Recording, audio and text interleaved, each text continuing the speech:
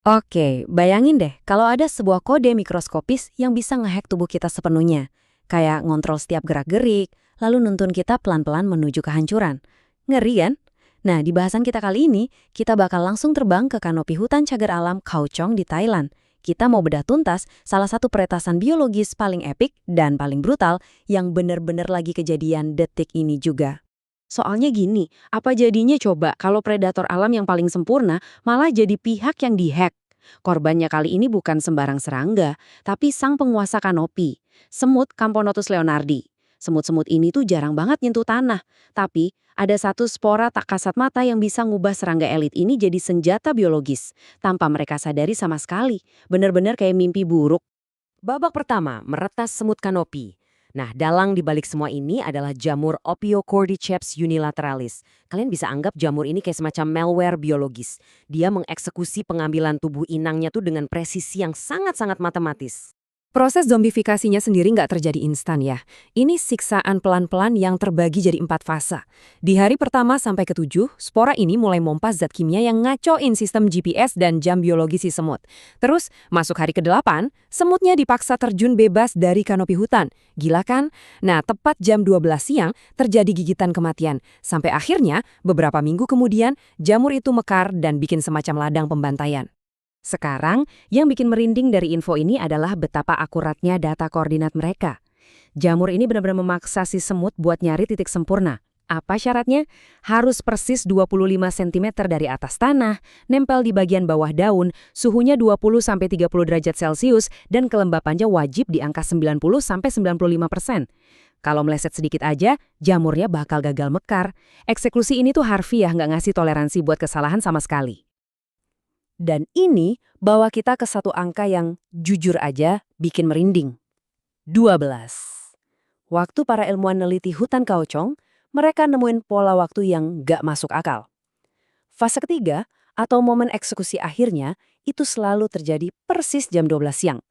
Saat matahari lagi panas-panasnya, jamur ini merintahin semut buat gigit tulang daun sekuat tenaga. Habis itu, jamurnya langsung merusak otot rahang si semut. Hasilnya, lockjaw, rahangnya terkunci mati. Tubuh semut itu berubah jadi gembok permanen di daun itu, selamanya jadi alas buat si jamur tumbuh. Benar-benar brutal. Tapi tunggu dulu, alam tuh nggak pernah cuma jalan satu arah. Koloni semut ini ternyata berevolusi dan punya semacam protokol anti-zombie. Jadi gini, kalau semut-semut penjaga ngeliat ada temennya yang mulai jalan sempoyongan atau glitching yang nandain kalau mereka mulai dihack, mereka bakal langsung nerapin sistem peradilan sosial yang super kejam. Individu malang itu diseret keluar sarang, dibuang, atau bahkan dimutilasi hidup-hidup. Ini karantina ekstrim sih. Mereka rela ngorbanin satu nyawa demi nyelamatin ribuan semut lain di koloni dari wabah zombie ini. Masuk ke babak kedua. Kontrol populasi alam yang brutal. Setelah kita ngebahas elemen horornya, mari kita coba geser cara pandang kita. Sebenarnya ada logika dingin yang brilian di balik ini. Kenapa sih ekosistem kita justru butuh wabah zombie macam ini? Jawabannya bisa kita temuin di satu konsep ekologis ini. Regulasi bergantung kepadatan. Semut Camponotus ini kan aslinya spesies yang luar biasa sukses. Kalau mereka dibiarin gitu aja tanpa musuh alami, mereka bakal berkembang biak tanpa batas dan memonopoli seluruh kanopi hutan. Nah, alam semesta tuh nggak suka kalau ada satu spesies yang menguasai semuanya, jadi jamur Cordyceps ini fungsinya mirip kayak mekanisme kontrol otomatis dari alam. Semakin padat populasi sebuah sarang semut, ya semakin gampang juga jamurnya nyebar. Ini maksa populasi semut buat tetap berada di garis keseimbangan. Coba deh perhatiin perbandingan ini.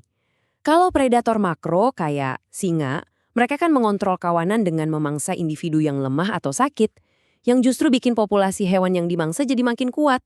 Tapi beda ceritanya sama predator mikro kayak Cordyceps. Dia tuh nggak peduli seberapa kuat si semut.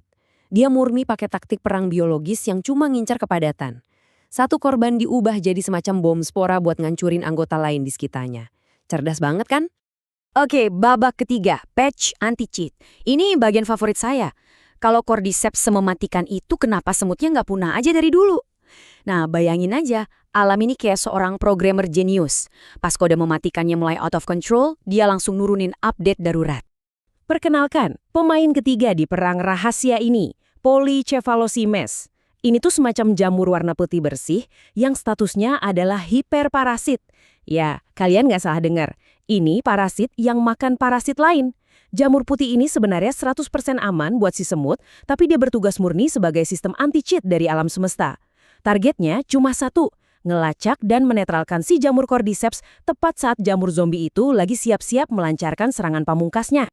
Kalau kita pakai bahasa video game ya, ini tuh mirip banget sama jurus silence atau stun permanen.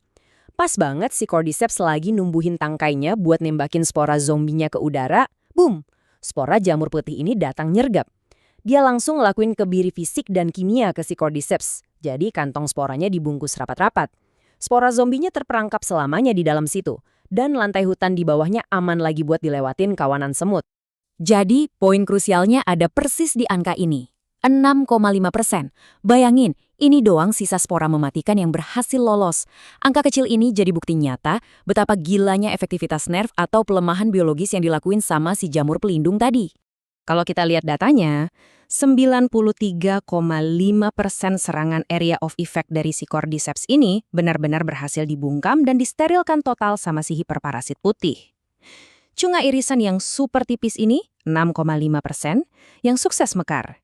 Si pelindung putih ini bisa dibilang hampir ngapus bersih serangan kiamat si cordyceps dan nyelamatin koloni semut dari kepunahan. Pada akhirnya, ungkapan musuh dari musuhku adalah temanku itu benar-benar nyata dan kejadian di hutan ini. Semut jelas nggak bakal bisa berevolusi nahan retasan pikiran itu sendirian. Tapi alam semesta nyediain sistem check and balance. Sebuah perang biologis 3 arah yang luar biasa brutal. Tapi jujur aja, terkode dengan sangat rapi dan sempurna. Nah, sebelum kita selesai, saya mau ninggalin kalian sama satu pertanyaan yang lumayan bikin mikir.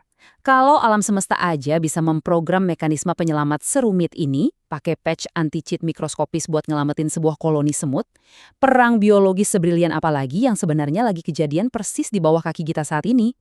Saya harap bahasan kali ini bisa ngebuka mata kalian dan bikin makin penasaran sama misteri-misteri tersembunyi di alam liar. Makasih banyak ya udah gabung bareng saya hari ini.